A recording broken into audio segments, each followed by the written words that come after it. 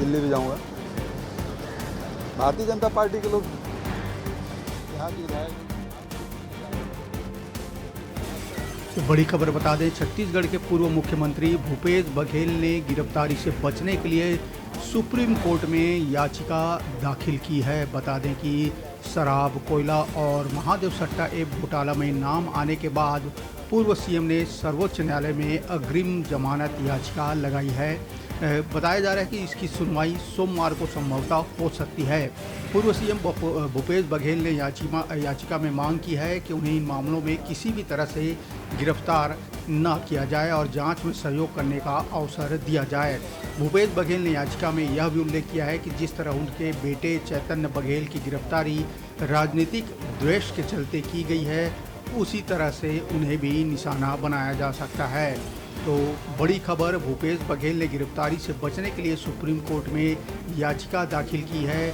शराब, कोयला और महादेव ऐप घोटाला में याचिका दाखिल की है। बता दें कि पूर्व सीएम बघेल ने सर्वोच्च न्यायालय में अग्रिम जमानत की याचिका लगाई है। बता दें कि शराब, कोयला घोटाला और महादेव सट्टा ऐप मामले में ईडी, आर्थिक अपराध यानी ईओडब्ल्यू और सीबीआई की जांच के दायरे में आए पूर्व मुख्यमंत्री भूपेश बघेल ने सुप्रीम कोर्ट की शरण में पहुंचे हैं। गिरफ्तारी से बचने के लिए भूपेश बघेल ने सुप्रीम कोर्ट में अग्रिम जमानत याचिका लगाई है। अपनी याचिका में उन्होंने जांच में पूरा सहयोग करने का आश्वासन भी दिया है।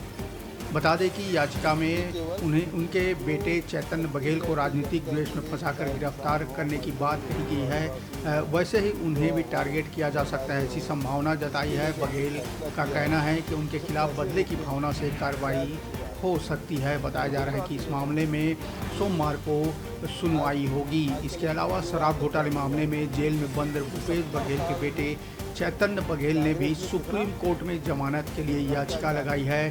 चैतन्य की याचिका में कहा गया है, ना तो उनका नाम ईडी की एफआईआर में है और न ही किसी गवाह के बयान में, फिर भी उन्हें राजनीतिक मकसद से गिरफ्तार किया गया है। हमने जो जांच कराई है उसका रिपोर्ट क्या है?